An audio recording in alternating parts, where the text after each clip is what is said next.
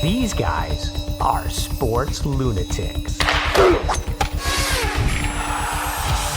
This is the Sports Lunatics Show. Welcome to another edition of the Sports Lunatics. Who are the Sports Lunatics? Well, we're just two regular guys who love sports history. Hi, I'm Shawn Lavigne of Halifax, Nova Scotia. And I'm Howie Mooney in Barrie, Ontario. And you are watching or listening to the Sports Lunatics on YouTube, at Sports Lunatics on your favorite platform, or you can check us out at thesportslunatics.com. Howie, this is going to be a bit of a bittersweet show with the passing of James Earl Jones. And if you are a sports fan, if you are a baseball fan, he was part of maybe two of the, I would say, most people's top five baseball movies of all time. And that, of course, is Field of Dreams and The Sandlot. But your reaction when you heard the news that James Earl Jones passed away at 93? Well, of course, it's sad when you lose somebody of that stature. He was massive in terms of the whole acting field. And I know people are going to look at us and say, why are you doing a show on an actor?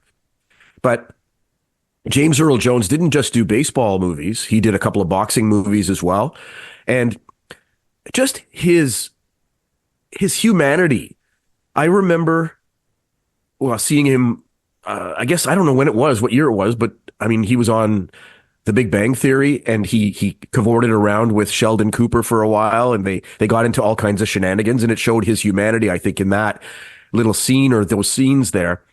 But I was going through some stuff, and I found something today from Sesame Street. He was the first celebrity guest on Sesame Street in their second show, their second episode, and he read the alphabet. And I posted it on my Facebook page, and I'll post it on my Twitter page as well. But the way he did it, Sesame Street described it as the James Earl Jones effect, because he did it slowly. He'd say A, B, and the kids would all be watching that, and they'd be jumping up and down saying C, D, and that kind of thing. Just it was wonderful, and he looks so young in that thing too. It's just cool. It's really cool. I'm not going to lie. I saw it on YouTube myself, and I'm going, if I was a 5-year-old, I'd be scared. You know what? But it's a great trivia question. Because I didn't realize, well, obviously I did realize reading more of his bio and seeing a lot of stuff this week, but, you know, he had a period where he had a big lull where he was doing a lot of things, but he wasn't really getting the notoriety. In that era, that period, so that would have been 1970, I believe, was when Sesame Street debuted. 69. Yeah. So that was the Great White Hope era. Yes. Where he portrayed Jack Johnson, the black boxer, and it won tons of awards. And that's really where he burst onto the scene, was portraying him on stage and on screen. That movie, I mean, the book that Harold Sackler wrote about, the Great White Hope, it openly or it overtly displays the racism that existed, around 1910, 1915. Mind you, there were things about Jack Johnson that incensed a lot of white people at the time, not just the fact that he was black and he was a boxing champion, but also the fact that he freely engaged in interracial affairs or relationships. And that just drove a lot of white people crazy, to the point where Congress banned the transportation of fight videos or fight films across state lines. They didn't want anyone seeing the fact that this black man, was the heavyweight champion of the world. And I mean, his portrayal of Jack Johnson in that movie, well, first of all, it was a play. Then it became a movie. Cassius Clay, then Muhammad Ali, saw the play. And he approached James Earl Jones after the thing was over, and he said, "That's about me. That's about me. That's all about me. Take out the interracial relationship stuff, and it's all about me." And So it was something that was relatable, not just to people at the time, but to people, many years later as well. I believe he is one of, and again, another trivia question. I think it is 19 people, and it might not even be that many, but I think it's close, they call it the EGOT. So won an Emmy, won a Grammy, won an Oscar, and won a Tony Award. Yes. Which is unbelievable. I believe the last person to do that was Elton John, actually. Wow. To win all those awards. So that tells you something about what impact he had to claim, and just the diversity to get in all of those areas, especially the Grammy. It blew my mind. I'm like, how did he get a Grammy Award? But it just goes to show what a powerful career, and just, people love this guy. So here's the story that happened the day after he passed away. I was actually at a specialist appointment, and I had never met this doctor before, and here in Halifax. And he was a big black man. Like he was, and I'm telling you, Howie, I am not joking. I thought it was James Earl Jones. And he actually said, we started, he was asking, he's like, so what do you do? And I said, well, I'm in broadcasting. He's like, well, I can do the best, James Earl Jones. So he just starts riffing with me. And he's like doing the Darth Vader. Oh. And then he's doing the Field of Dreams. And it was like, oh my God, it was hilarious. It was one of the best doctor's appointments I think I've ever had. It was hilarious. We had never met before. I had no knowledge of him. He didn't know me. And we just shared our love. We started then sharing our love of baseball and just the impact the Field of Dreams had on both of us. And it was incredible. I was on cloud nine. I actually told my girlfriend, I called her right away and I go, you're not going to believe what just happened here. It was so cool. But I just felt like, and you brought up Big Bang Theory, to think of the generations. Yes.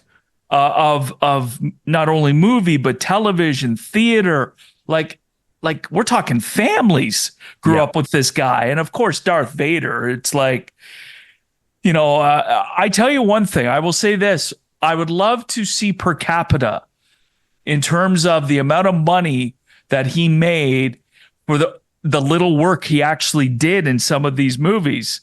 Because in The Sandlot, he only had a couple of scenes. Yeah. Darth Vader, he did it in a day, although he hardly made any money from the first Star Wars. It's pretty incredible, actually. Well, it's one thing, too, as you said, and I was going to say this, but his work and his time in the public eye spanned generations. People my age, your age, we remember him from, his work in the 60s and 70s. His first working job that on television was, I think it was on As the World Turns in 1965. And he was the first black man or black character, black actor to have a role in a recurring show at that time. And then, of course, as you said, Star Wars, but The Great White Hope. And then in 1979, he was in the movie The Greatest with Muhammad Ali. He played Malcolm X. And just an amazing performance. He was the consummate pro when it came to acting.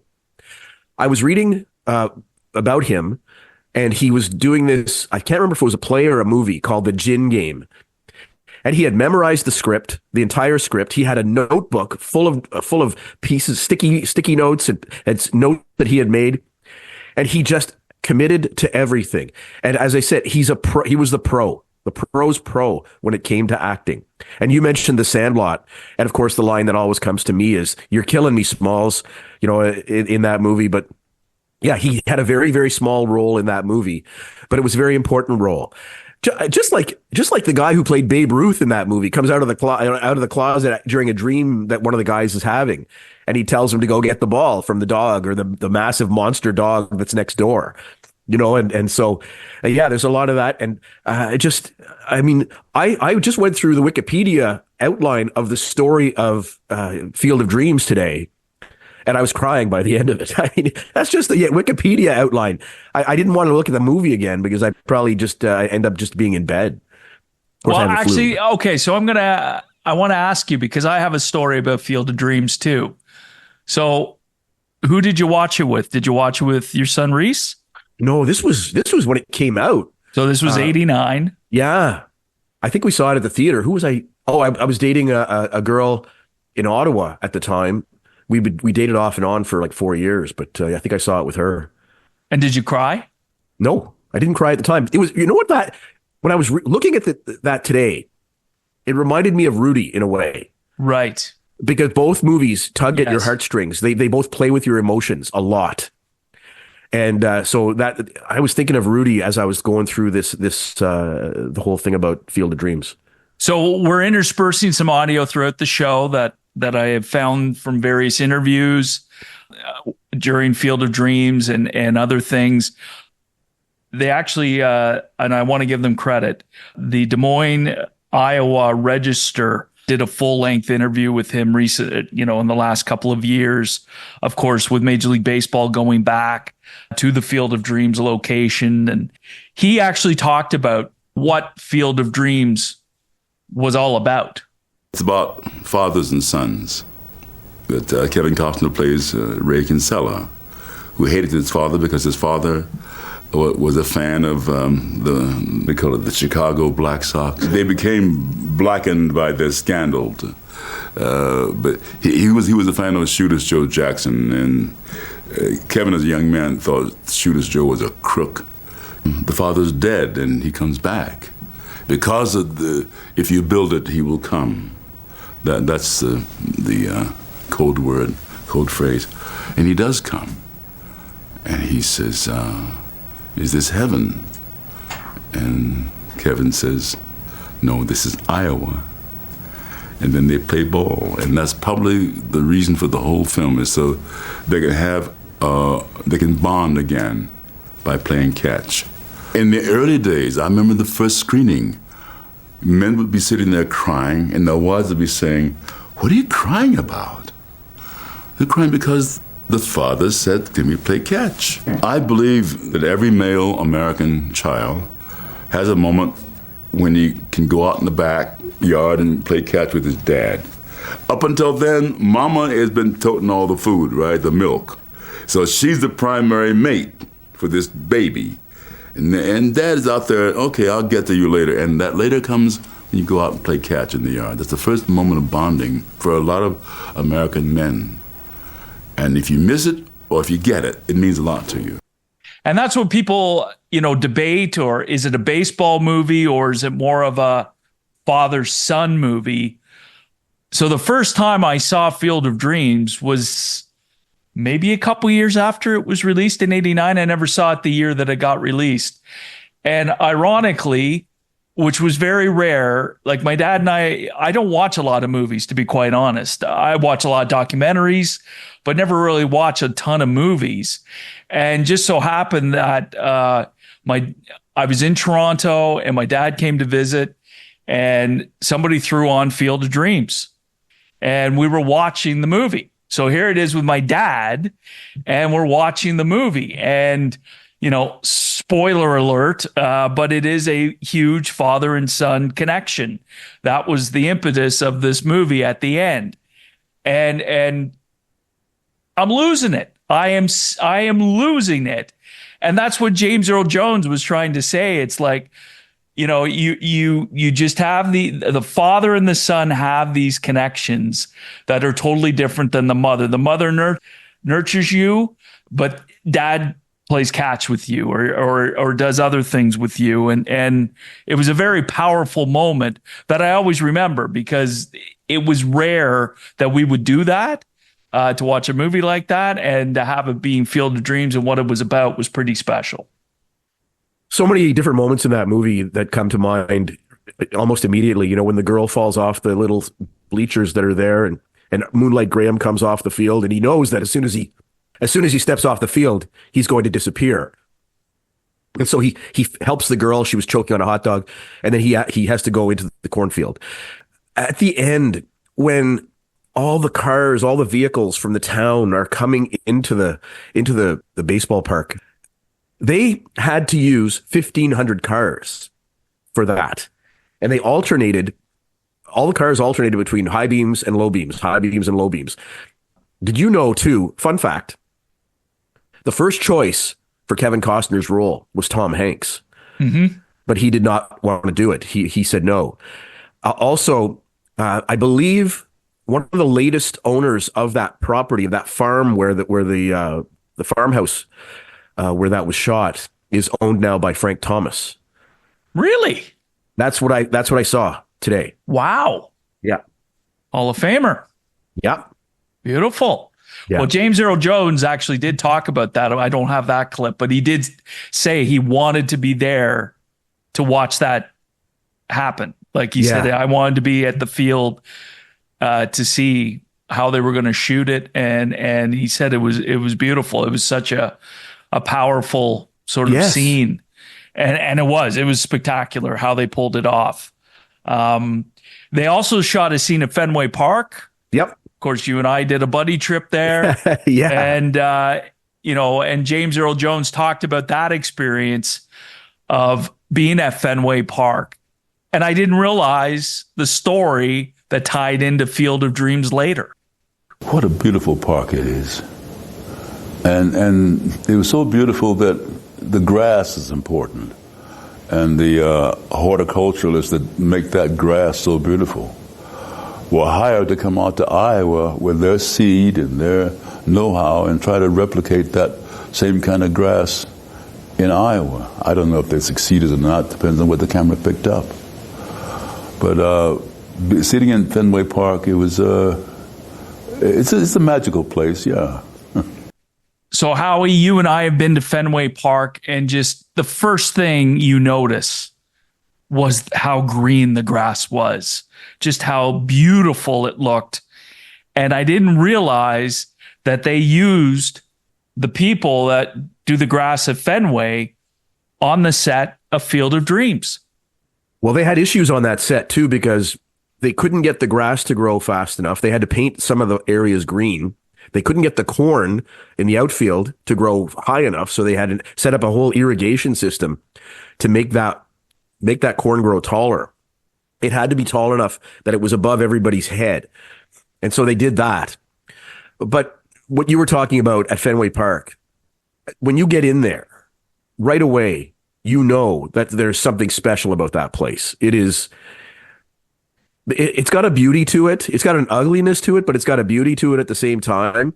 It was built more than 100 years ago. So the place is old. But as I said, you get in there and you know you're in a special place. Well, it was just everything. It was the smell. It was the... No, seriously. It was like... I know, just the way you said it. It was just like, there was just... You knew you were in a ballpark. Yeah. And you knew when you walked into that ballpark, the history and just how many greats and Hall of Famers and sadness because of Red Sox, the drought, but then the euphoria of them winning finally. There was just so much to take in on that one day. Well, you look at that out in right field and you see that red seat where Ted Williams hit that massive home run. When you think about Carl Yastrzemski, who toiled there forever, never winning a World Series. Only, if he wanted to. And in 1978, he said he'd given all of his All-Star rings and all the other rings away, but he only wanted one, and that was a World Series ring, and he never got one. You talked about the sadness, and that's what I thought of right away was that Carl Yastrzemski quote, wanting a World Series ring.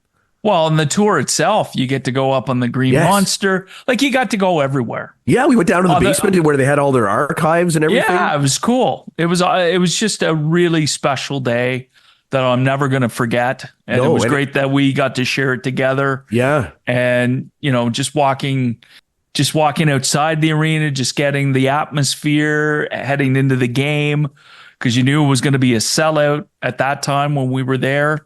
And it was just a really special moment, and one I'm never going to forget. Now you got to go to Wrigley. I haven't been to Wrigley yet, and that's another bucket list that I want to get off. But getting to Fenway, getting to Wrigley, those are things that everybody should have on their bucket list. Especially if you're listening to this show, it's something you should have on your bucket list because you appreciate the history of different places like that. And I mean, I remember when my son and I were at Wrigley, the second game we were there, we were in the lower bowl behind the plate, a little bit to the third base side.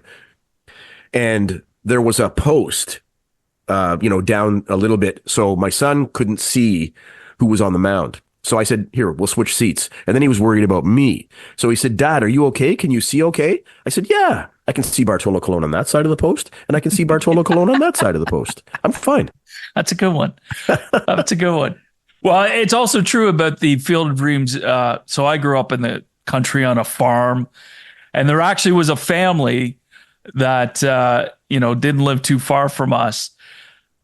All the boys were really good athletes and baseball players, but they were also farmers. So the father built a diamond on his property for the kids. So it had an old wired backstop. Wow. And it was pretty cool because you drove by it every time you drove by their farm. And I was like, I really want to play on that diamond just once. Now, it wasn't as pristine and as nice as what it was in the actual movie, but it was great. I can imagine. I can just imagine driving past that thing every so often, even if it was like once a week or once a month or something like that. That would be something to see when you're on those little country highways. Oh, it was. It was fantastic. Everybody talked about it. Sure. They were like, oh, we could have a tournament there. That'd be cool. You're listening to the Sports Lunatics with Shawn, Lavigne, and Howie Mooney as we reflect back on the incredible career and life of James Earl Jones and his connection to our sports history through his work in theater and movies.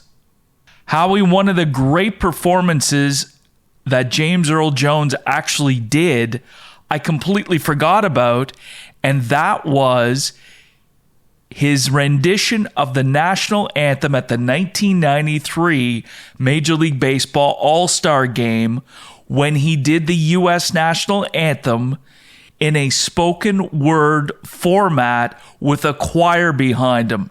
It was incredible. And here's how it sounded.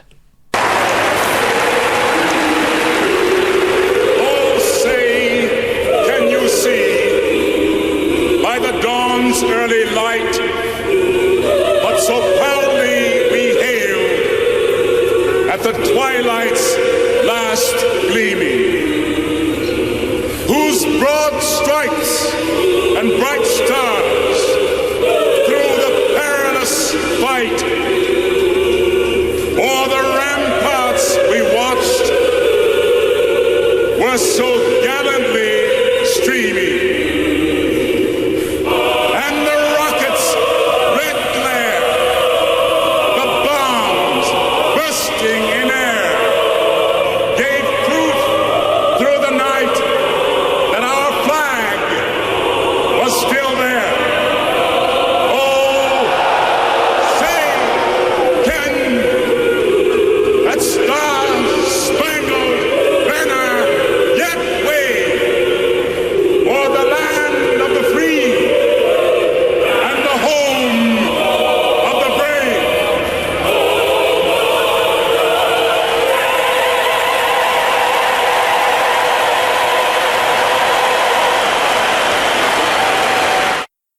Just goosebumps, Shawnee. That was spectacular. You think about that All-Star game, that 1993 game, the U.S. Naval Academy in Annapolis was close by. They presented the colors. Their color guard did. You had James Earl Jones, accompanied by the Morgan State University Choir, doing the national anthem. Just a spectacular job. Right after that, Geddy Lee from Rush sang the Canadian national anthem. And fireworks exploded over Fort McHenry, which was nearby, while airplanes from Andrews Air Force Base flew over Camden Yards. The whole thing was just spectacular. And that was the game, especially people from Toronto and Baltimore remember, because Mike Messina was named to the All-Star game. He was an Orioles pitcher at the time, and he's now a Hall of Famer. But the Orioles fans dearly wanted to see Mussina pitch. Cito Gaston was the manager of the American League at that time because, of course, the Blue Jays had won the World Series in 92. Cito cheesed off a lot of people because Mussina didn't start the game. People there thought that as the game went on and the American League had a big lead, that Mussina would come out and close the game. But instead, Gaston brought out Dwayne Ward to close the game. Mussina never got in the game to pitch, and people were angry about that. It was thought after the game that Mussina got up to kind of shame Gaston into using him. But Mussina told reporters after the game that he was getting up to warm up because he was pitching the next day anyway. So he was just getting his regular pre-game work in, getting into his regular routine. But it still browned off a lot of people. Yeah, getting back to James Earl Jones, we talked about The Sandlot, of course, played Mr. Myrtle. And that was a very poignant scene that we're going to hear just with the two boys. And if you don't know the premise, spoiler alert, if you don't want to listen to this part, I understand. Go watch the movie.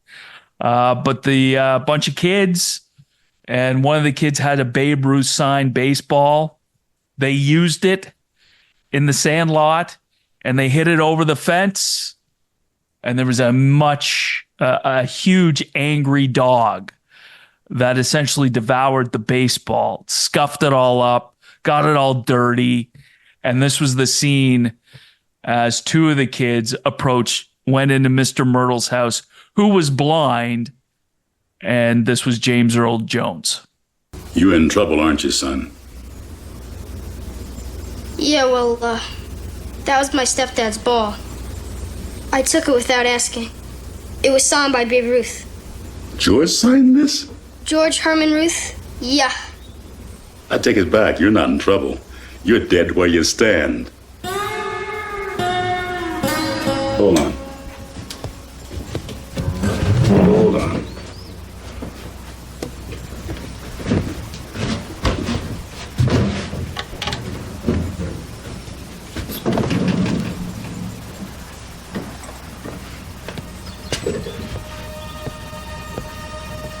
Here.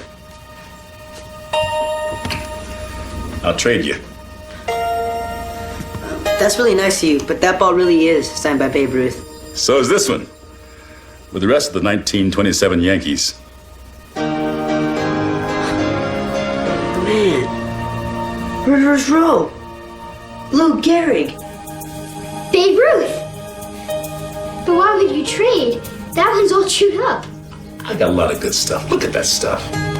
Besides, you need it more than I do.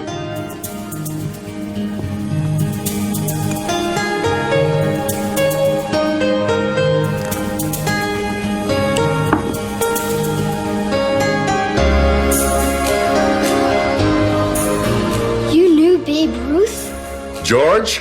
I sure did. And he knew me. He was almost as great a hitter as I was. I would have broken his record too, but... You went blind. Yep. I used to crowd the plate so that strike zone almost disappeared. Pitchers hate that. That's the way I played. 100% all the time. Baseball was life. And I was good at it. Real good. And then, one day, a high fast went and pow, lights went out. It's funny, when I saw the scene again this week, Howie, have you seen Geddy Lee of Rush, his office? I've seen pictures. So the 1927 ball, he's got one of those signed by all the players. I think I have seen that. Like, it's incredible. Didn't he also donate a whole bunch of stuff to the... Well, he just had a big Fame? auction, like within the last couple of months. And like he said, he goes, I don't even know what I have. Like, he's got storage rooms of memorabilia. Yeah. Geddy Lee is a massive baseball fan.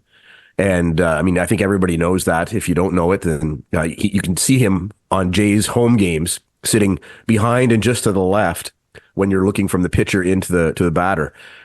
He's there most of the time. Now, I know he's not at every game, but he's at a lot of the games. Did I mention the fact that park in Field of Dreams, the last time I checked, was owned by Frank Thomas?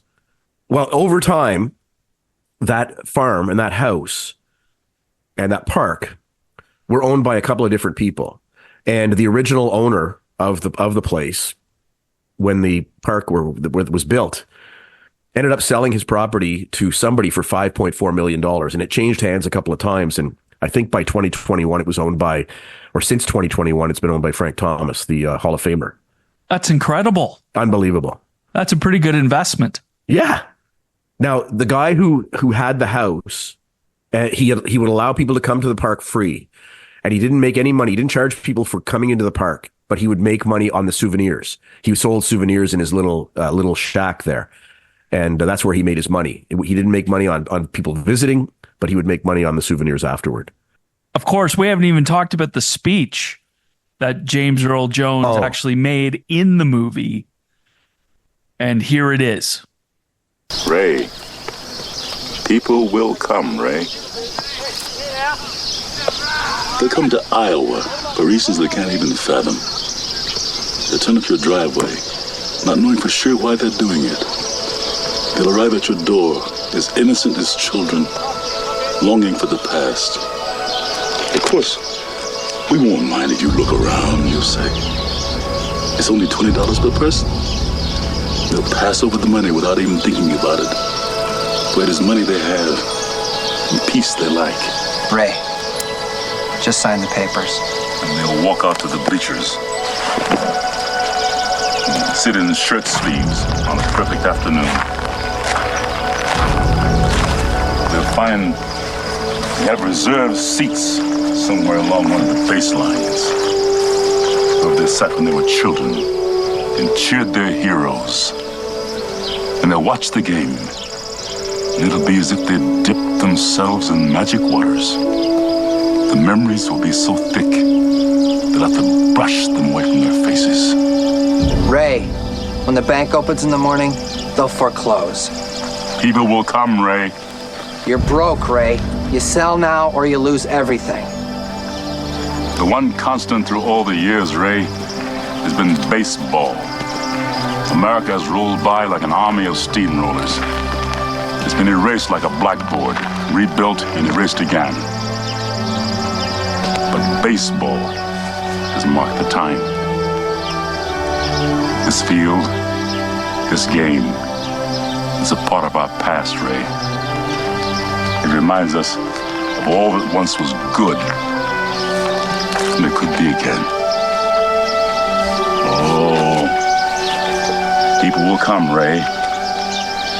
People will most definitely come. You mentioned the scene with the girl choking and the doctor, but that just happened right after the speech. Yeah, and the players clapping and everything and appreciating James Earl Jones' speech was cool too. Yeah, it was amazing. Chills, actually. Oh, as when he passed, everybody was talking, like friends of mine on Facebook saying, I know what I'm watching tonight. Yeah, it's true. It's so true. Now, the original book that the movie was based on was written by W.P. Kinsella, a Canadian author, and his original title for it was The Dream Field. The publisher didn't like that title and called it Shoeless Joe. The guy who wrote the screenplay for the movie really liked the title Shoeless Joe, and he wanted the movie to be called Shoeless Joe as well. But of course, he was overruled by the studio, and they called it Field of Dreams. And when the guy who wrote the screenplay went to W.P. Kinsella and talked to him about it, Kinsella told him, my original title for it was The Dream Field. And so it all came full circle. That's actually a very cool story. Well, the thing, too, is that it took so long to just record everything, get everything. They had to work 6 days a week because Costner had to leave to go do another movie called Revenge. So they had to work 6 days a week for a while. And then they did certain things in different sequences. But it took about a year to get all of the filming done and everything edited and sequenced. I find that part of it to be fascinating. That's just me, though, probably. I mean, the way that everything is put together, and I mean, I'm putting a book together right now, so I understand that everything takes time. But how they put that movie together, I found that to be very interesting. I love music, and I love the behind the scenes where there are some songs that can be made up literally in 5 minutes, Yep. And then there are some songs that take 3 years, that they have these bits and pieces of songs, and then they realize, oh, wait, that might actually work with this bit that I did 2 years ago. And then they get this mega hit, but it was actually 3 years in the making. That documentary about the Beatles, when they, you saw how Paul McCartney created a song, and he could do it so quickly and so easily. You think of the Beatles in the 60s, how many albums they would put out every year, just one after the other, after the other, after the other. It's no wonder that they had so many on the charts at the same time. It was incredible. But that's the beauty of the arts. And I think that's why I put James Earl Jones on this pedestal, because he just was so good in everything. Like, he did a hype video. I think it was a Michigan University hype video. And I'm like, all he has to do is say one word, and you're like, I'm listening for the next 5 minutes. I just want to hear that voice. Well, it's as you were saying about the anthem, 93 All-Star Game. Yeah. Where he came out and did it. Spoken word. Boom, boom. Well, any last thoughts on James Earl Jones? Just that he leaves behind such a legacy, such a huge legacy. I mean, so many different works. And he spans generations, as we said earlier. There are people who know him from his work, in Dr. Strangelove. There are people who know him. A lot of people know him from Star Wars. But a lot of people know him from The Lion King. A lot of people know him from Field of Dreams, Sandlot, The Greatest, the Great White Hope. So many different things that he did. And just his work and his character and the person that he was. It transcended so many different generations from the 60s to today. I'm going to leave this show with one more audio clip, because I found it so profound, where he was talking about that he wasn't actually the biggest baseball fan growing up. He grew up in the South, and he found baseball. This was fascinating. He actually found baseball boring on radio, but then went into the beauty of the game and what he did like about baseball. Most games, you got to watch that puck or watch that basketball, or you can't keep up. But baseball, you sit back and relax. And the moments of drama happen only sporadically. And you don't know who's going to get the drama. Who does the ball go to? Who hits the ball? Who catches the ball? Everybody is a potential hero. And that's why baseball is so hard to do movie dramas about, I think, because it's hard to single out who's the hero. The whole team is the hero. The whole game is the hero. I found it incredibly insightful, just in terms of the drama and just the intricacies that baseball has or had, especially in the heyday, that kept you wanting more compared to other sports. I loved it. I thought he really nailed it. Well, Shawnee, baseball is chess on grass. And I understand that today, in 2024, it's not everybody's cup of tea. It is a game. It's a pastoral game. It's a game of the past. It's a game that is played now in a way that a lot of people want immediate gratification, and baseball doesn't give you immediate gratification. It's like James Earl Jones said, we never know who's going to be the hero. We never know when the moment's going to come that a hero will be made by all of us to know. It moves at its own pace, although there is a pitch clock now. But baseball is a game that I've always thought was chess on grass, and the managers have to be 2, 3, 4 steps ahead of each other in order to be successful. Either on that given day, that given week, that given season, whatever, the playoffs, whatever it is.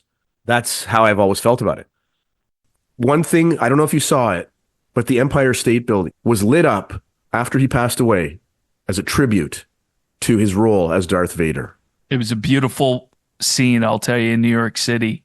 And that is the perfect way to end this edition of the Sports Lunatics, as we remember the life and the legacy of James Earl Jones. I'm Shawn Lavigne in Halifax, Nova Scotia. And I'm Howie Mooney in Barrie, Ontario. And you've been watching or listening to the Sports Lunatics on our YouTube channel at Sports Lunatics, on your favorite audio platform, and on the sportslunatics.com website. Please like us, subscribe to us, share our videos and our podcasts to your friends and family. It really helps us. Have a great sports day, everybody.